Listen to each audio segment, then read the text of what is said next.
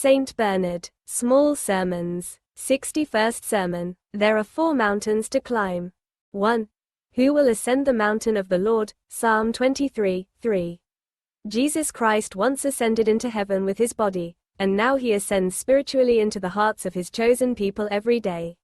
So if we want to ascend with him, we must ascend from the valley of vices to the mountain of virtues. Now there are 2 kinds of vices. Some harm only us, others harm our neighbor. Some are mistakes, others are crimes, but both are called the valley of tears, because the lives of sinners must be mourned with a river of tears. Now we ascend from the valley of mistakes to the mountain of chastity through the threefold abstinence of the body, the senses and the thoughts. The first of these abstinences consists in suppressing actions, the second in avoiding glances, and the third consists in grasping feelings at the root. In the same way, we ascend from the valley of crime to the mountain of innocence.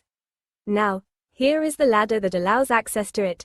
Do not do to others what you would not want others to do to you. Matthew 7, 12. It has 3 steps of fear. For there is the fear of the one who suffers and can retaliate, that of the power of the superior, who can punish us, and finally, that of the inner judge, who returns to every man according to his works. If we have reached the summit of this mountain, we are righteous and live in faith, but then, according to the apostle, we must suffer persecution. 2 Tim. 3, 12. 2. We must therefore pass from the mountain of innocence to the mountain of patience, where a ladder also stands with 3 rungs, of which the first is the suffering of the Lord, the second is the strength of the martyrs, and the third is the greatness of the reward. We could call them the steps of humility, just as we called the steps of innocence the steps of fear.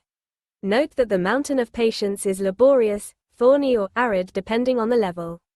It is laborious because it is difficult to imitate the passion of our Lord, and thorny because the temptations are numerous. In fact, it is the loss of property, the words of contempt, the sufferings of the body that put the constancy of the holy martyrs to the test. Dry, because of the reward for merit, which is not granted in this world, but in the next.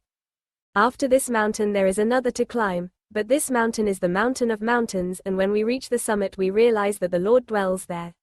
Moreover, it is written, He has made his dwelling place in the abode of peace, Psalm chapter 75, 2.